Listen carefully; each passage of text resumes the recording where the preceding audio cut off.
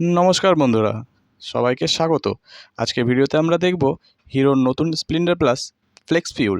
এই বাইকটি সাধারণত পেট্রোলের পাশাপাশি E20 থেকে E85 পর্যন্ত ইথেনল পেট্রোল মিশ্রিত ফিউলে চলতে পারে। তাহলে এই বাইকটি কি সত্যি ভবিষ্যতের জন্য তৈরি? কারা কারা কিনবেন, কারা কারা এড়িয়ে চলবেন, চলুন পুরো ভিডিওতে জেনে নিই।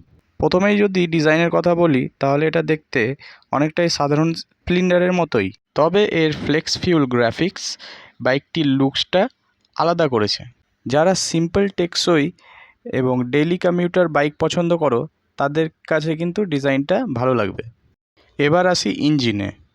97.2 CC air cooling engine, 4 speed gear box, E5 থেকে E85 পর্যন্ত ফুয়েলে চলতে সক্ষম। হিরো এই বাইকটিতে নতুন ECU, ফুয়েল পাম্প এবং ফুয়েল সিস্টেম ব্যবহার করেছে, যাতে বেশি ইথেনলযুক্ত ফিউয়েল নির্ভরযোগ্যভাবে চলতে পারে।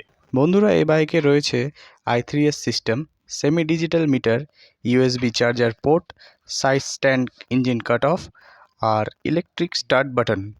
অনেকেই এখনও জানে না E85 ফ্লেক্স ফিউলটা কী। E85 হলো এমন একটি ফিউল যেটাতে 85% থাকে ইথিনল, বাকি অংশ পেট্রোল থাকে। এর সুবিধা হলো পেট্রোলের ওপর নির্ভরতা কমে আর পরিবেশের দূষণ কিছুটা কম হতে পারে। এবার আসি মাইলেজে। তো বর্তমানে হিরো অফিসিয়ালিভাবে E85-এর বাস্তব মাইলেজ নির্দিষ্টভাবে এখনও প্রকাশ কিন্তু করেনি।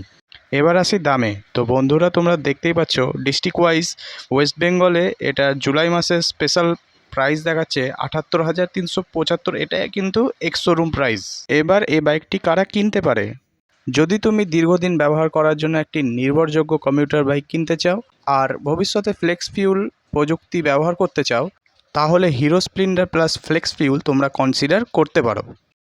তবে তোমার এলাকায় যদি E85 ফিউল সহজে না পাওয়া যায়, তাহলে কেনার আগে কিন্তু বিবেচনা করা উচিত। ভিডিওটা যদি একটুও ভালো লাগে, তাহলে অবশ্যই একটা লাইক করবে। তোমার মতে কি মনে হয় যে এই ফ্লেক্স ফিউল প্রযুক্তি ভারতের মার্কেটে সফল হবে? কমেন্ট করে অবশ্যই জানাবে। আর এইরকমই বাইক রিলেটেড আপডেট আর বাইক রিলেটেড ভিডিও দেখার জন্য মোটোভার্সি বাংলা চ্যানেলটাকে এখনই সাবস্ক্রাইব করো। দেখা হবে আবার নেক্সট ভিডিওতে।